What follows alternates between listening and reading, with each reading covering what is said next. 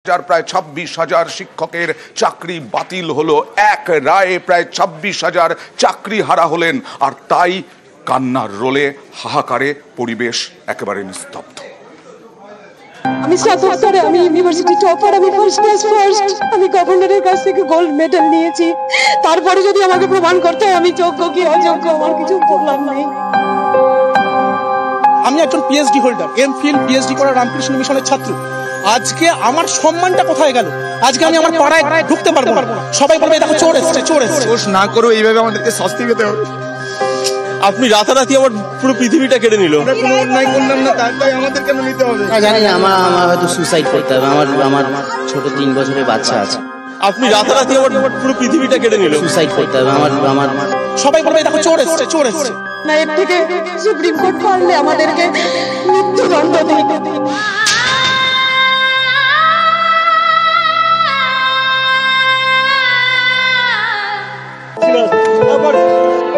কারো চোখে জল, কারো মুখ থমথমে। এবার কি হবে? সামনে যেন শুধুই অন্ধকার। কোনো দুর্নীতির সাথে আমরা কোনোভাবেই জড়িত নেই। সিবিআই যে তালিকা জমা দিয়েছে সেখানে আমাদের কারোর নাম নেই। আমাদের ওএমআর শিটের কপি আমাদের আছে। আমরা জানি না, আমার হয়তো সুসাইড করতে হবে। আমার ছোট 3 বছরের বাচ্চা আছে, আমার পরিবার আছে। হাইকোর্টের রায় বহাল রেখেছে সুপ্রিম কোর্ট। ফলে 2016 সালের এসএসসির পুরো প্যানেলটাই বাতিল। 25,000-এর বেশি শিক্ষক ও শিক্ষাকর্মী চাকরি হারালেন। এদের মধ্যে অনেকেই টাকা দিয়ে চাকরি পেয়েছিলেন, কিন্তু যারা এরকমটা করেননি বলে দাবি, তাদেরও চাকরিটা চলে গেল।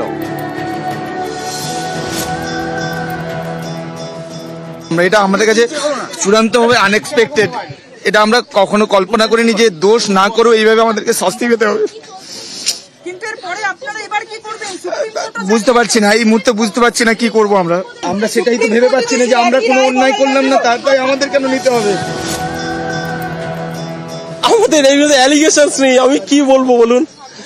আমি তো বলতে পারছি না। আমরা কত আমাদের সবকিছু ডকুমেন্ট দেওয়া, ওএমআর দেওয়া, আপনি রাতারাতি আমার পুরো পৃথিবীটা কেড়ে নিল। আমরা কি করব, কোথায় যাবো জানি না। আমার এমন অনেক সহকর্মী রয়েছে যাদের অনেক লোন রয়েছে, যাদের ছোট ছোট বাচ্চা রয়েছে, যারা আজকে পথে বসে গেল। আমি একজন পিএইচডি হোল্ডার, এমফিল পিএইচডি করা রামকৃষ্ণ মিশনের ছাত্র।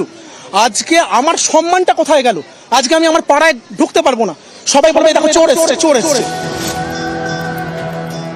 আমি আমার ফ্যামিলি, আমার বাচ্চা কাচ্চা, আমার হোম লোন, বাড়িতে অসুস্থ বাবা মা, তাদের যে চিকিৎসা খরচ, আমি সেগুলো এখন সামলাবো কি করে? আমাকে তো সুইসাইড করা ছাড়া কোনো পথ থাকবে। এখন আমরা যে এতদিন ধরে চাকরি করছি, আমরা প্রত্যেকের এই পে স্লিপ দেখিয়ে বিভিন্ন লোন টোন করা আছে, বিভিন্ন প্রচুর টাকার ধার করে ব্যাংকের কাছে বসে আছে। কেউ বাড়ি করেছে, কেউ অনেক কিছু করেছে। এখন তারা তো পুরো শেষ হয়ে যাবে না, জীবনটা তো শেষ। তারা এখন কি করবে? আপনি রাতারাতি আমার পুরো পৃথিবীটা কেড়ে নিল। সুসাইড করতে হবে। আপনি রাতারাতি আমার পুরো পৃথিবীটা কেড়ে নিল।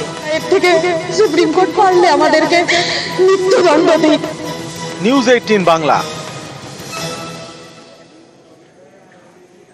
চাকরিহারাদের পাশে মমতা বন্দ্যোপাধ্যায়। মুখ্যমন্ত্রী আজ মানসিক চাপ না নেওয়ার অনুরোধ করেছেন চাকরিহারাদের, এবং চাকরিহারাদের যাতে দ্রুত সমাধান করা যায় সমস্যার, তারও চেষ্টা করা হবে বলে মমতা বন্দ্যোপাধ্যায়ের বক্তব্য।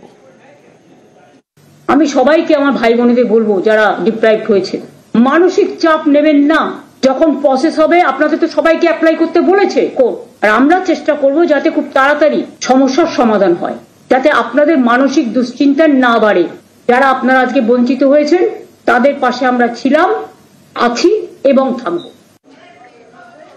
প্রায় 26,000 চাকরি হারা, সেই চাকরি খুইয়ে যারা হতাশ, সবাই হতাশ, কান্না, কি হবে তাদের ভবিষ্যৎ, তাই নিয়ে যখন আর্তনাদ আরতি, মুখ্যমন্ত্রী মমতা বন্দ্যোপাধ্যায় ঘোষণা করলেন 7ই এপ্রিল এই চাকরি হারাদের সঙ্গে কথা বলবেন নেতাজি ইন্ডোর স্টেডিয়ামে। আমি সবাইকে আমার ভাই বোনেদের বলবো যারা ডিপ্রাইভড হয়েছে, তারা একটা ডিপ্রাইভড টিচার্স অ্যাসোসিয়েশন তৈরি করেছেন জাস্টিস পাওয়ার জন্য। তারা এডুকেশন মিনিস্টারকে একটা রিকোয়েস্ট করে যে তারা সবাই এক জায়গায় একত্রিত হতে চান, এবং শিক্ষামন্ত্রী সহ আমি যদি তাদের সভায় উপস্থিত থাকি তাহলে তারা খুশি হবে। আমি তাদের কথায় সাড়া দিয়ে 7 তারিখে তারা ইনডোর স্টেডিয়াম বুক করেছেন, আমি 7 তারিখ 12:15 নাগাদ তাদের কাছে যাব, 7ই এপ্রিল। তাদের কথা আমরা শুনতে যাব এবং এটুকু বলতে যাব, ধৈর্য হারাবেন না। আর আমরা চেষ্টা করব যাতে খুব তাড়াতাড়ি সমস্যার সমাধান হয়। কিন্তু কেন এই বিপর্যয় পরিস্থিতি? 2016 সালের প্যানেল এসএসসির পুরো বাতিল করে দিল। কলকাতা হাইকোর্টের নির্দেশ বহাল রাখলো সুপ্রিম কোর্ট। 26,000 চাকরি বাতিল হলো। যারা দুর্নীতি করে চাকরি পাননি তারা আবার পরীক্ষায় বসতে পারবেন, আর যারা দুর্নীতি করে চাকরি পেয়েছিলেন তাদের চাকরি তো গেলই, 12% সুদে বেতনের টাকা ফেরত দিতে হবে।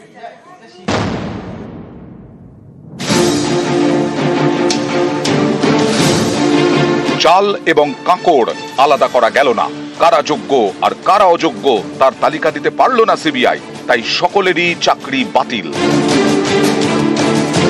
2024 এপ্রিলে দেওয়া কলকাতা হাইকোর্টের রায় 2025 এপ্রিলে বহাল রাখল সুপ্রিম কোর্ট। তাদের রায় অনুযায়ী 2016 এসএসসির পুরো প্যানেলই বাতিল।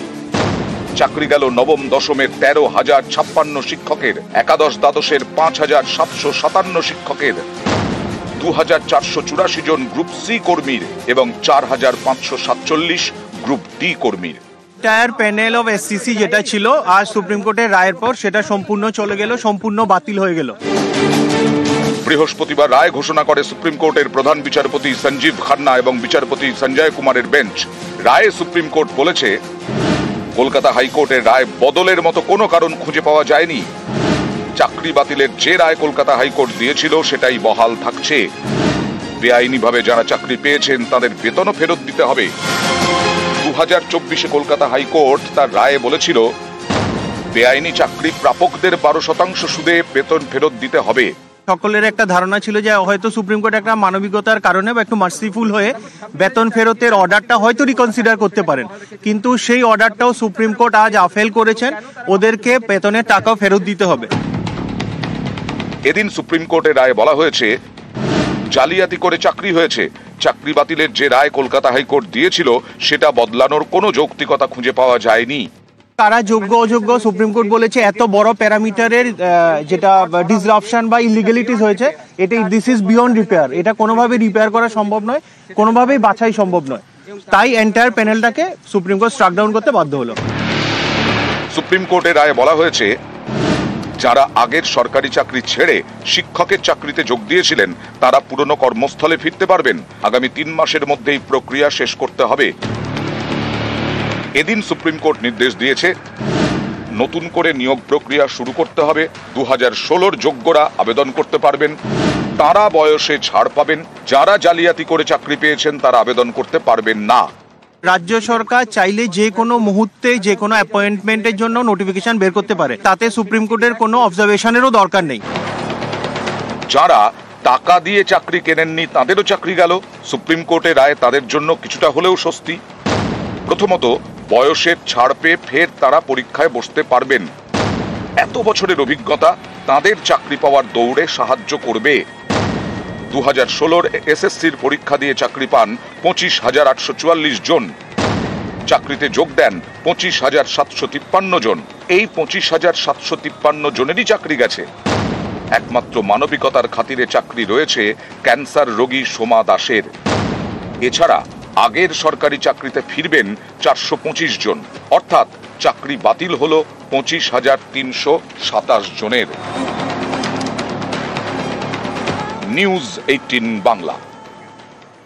চাল আর কাঁকড় আলাদা করা গেল না কেন, এই প্রশ্ন তুলছেন চাকরিহারারা অনেকেই, এবং তাতে সিবিআই এর তদন্ত নিয়ে প্রশ্ন তুলছেন তারা। হিয়ারিংটা একদম যেটা শুনেছি স্পষ্টভাবে, সেখানে সিবিআই অর্থহীনভাবে বলেছে যে দুটো সেট অফ ডেটা, একটা ডেটার উপর ভরসা করে কিন্তু কোনো কিছু সাবমিশন সিবিআই করেনি। তারা বলেছে সঞ্জয় বংশালের বাড়ি থেকে আমরা কিছু ওএমআর পেয়েছি, সমস্ত কিছু উদ্ধার করেছি, আর আরেকটা ডিলিট হয়ে গেছিল, সেই ডিলিটেড ভার্সনটাকে আমরা ডেটা রিকভারির মাধ্যমে পেয়েছি। 2 সেট অফ ডেটা আমরা ম্যাচিং করেছি এবং হ্যাশ ভ্যালু ম্যাচ করে গেছে। তাহলে এই রকম একটা ব্যাপকভাবে তদন্তের পর সেন্ট্রালের একটা অথরিটি যে ইনভেস্টিগেশনটা করেছে এটা কিন্তু রাজ্যের কোনো অথরিটি নয়, এটা সেন্ট্রালের অথরিটি। তাহলে তার তদন্তের খামতি থাকবেই বা কেন? তাহলে তো ভবিষ্যতে সিবিআই তদন্তের উপর ভিত্তি করে কোনো রায় আর হবে না। সিবিআই যদি বলে যে ও দুর্নীতিগ্রস্ত, না সিবিআই তথ্যকে মানি না বলেও তো চলে যেতে পারে। তাহলে আমি সিবিআইয়ের উপর যদি ভরসা রাখতে না পারি, তাহলে আমি কার উপর ভরসা রাখবো?